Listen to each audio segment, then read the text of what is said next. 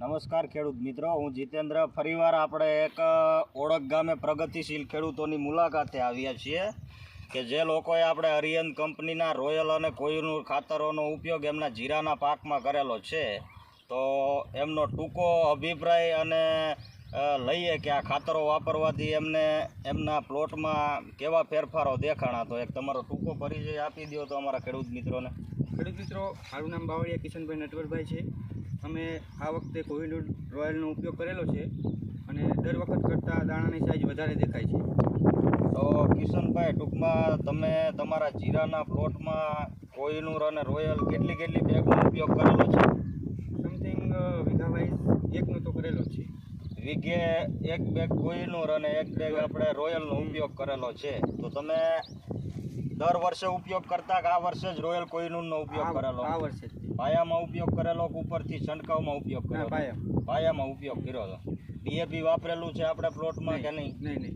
ટૂંકમાં ખેડૂત મિત્રો, આ પ્લોટમાં અમને ડીએપીનો ઉપયોગ કરેલો નથી. ઓનલી ફોર આપણે અરિયન કંપનીના રોયલ અને કોહિનૂર ખાતરનો ઉપયોગ કરેલો છે.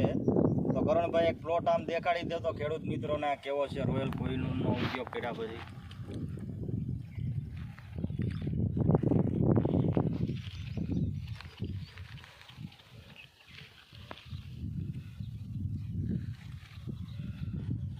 તો આપણે તમે ઉપયોગ કર્યા પછી રોયલ કોહિનૂરનો તમને પાકમાં કેવા ફેરફારો દેખાય છે? આમ હાઈટની દ્રષ્ટિએ કેવું છે? દ્રષ્ટિએ વધારે અને દાણાની સાઇઝ પણ વધારે દેખાય છે. દાણાની સાઇઝ વધારે છે ખેડૂત મિત્રો.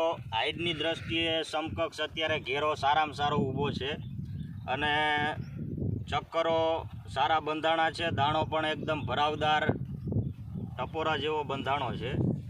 તો ટૂંકમાં તમે આગ્રહ કરી શકો બીજા ખેડૂત મિત્રો કે અરિયન કંપનીના ખાતરો ઉપયોગ કર્યા લાયક છે એમ ટૂંકમાં? ના, લાયક છે, કરી શકે છે. તો આભાર, ધન્યવાદ, થેન્ક યુ.